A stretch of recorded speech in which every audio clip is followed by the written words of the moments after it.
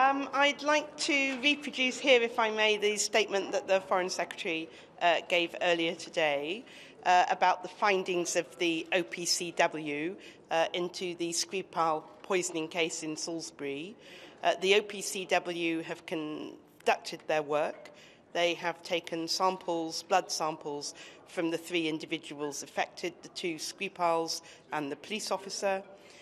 They have sent those to 4 independent and internationally reputable laboratories for testing.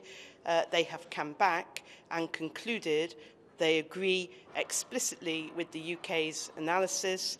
This was a military-grade nerve agent of high purity. We have asked the OPCW to publish their executive summary so that everyone can see it, and they have now done that. I have it here. We have also asked them to circulate the full report to all states parties, and they will do that, and that will include Russia. The United Kingdom has asked the Director General of OPCW to call an Executive Council meeting for next Wednesday, and we here in New York have asked for a Security Council meeting next week, and that will most probably be on Wednesday afternoon. Thank you. What do you hope to achieve in the Security Council meeting? Are you looking for any particular action here? Well, we were invited by the Security Council to keep them updated of developments, and we undertook to do that. So in the first instance, we see this as an opportunity to reproduce what is happening in the Executive Council next week and to brief our Security Council colleagues and the wider membership on the OPCW findings. As I say, they explicitly confirm the United Kingdom's own analysis. Madam Ambassador, what's the UK's message going to be at the closed consultations this morning on Syria and the chemical attack, the suspected chemical attack? Well, the Bolivians have asked for this, as you know, and you were just talking to the Bolivian ambassador.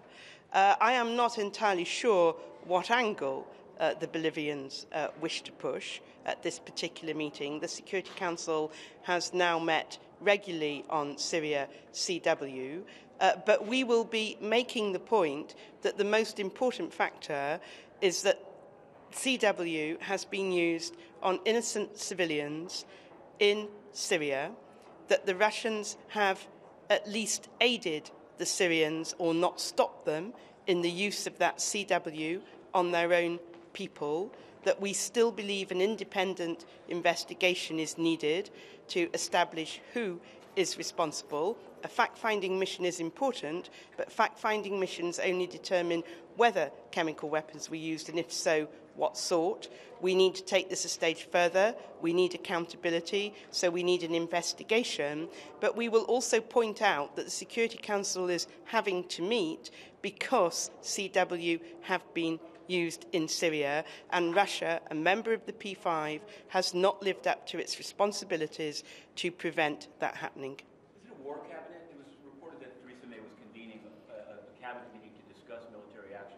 Does the UK believe they can take military action absent a vote of the Security Council? I'm not going to comment on that. That's a matter that ministers are dealing with in London, and it wouldn't be appropriate for me to add anything to what's coming out of London on that. So I refer you to number 10.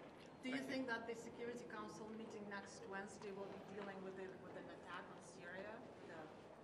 Well, we have called the Security Council for next Wednesday to deal with the Salisbury poisoning, and that's what we will be concentrating on. Thank you very much, everybody.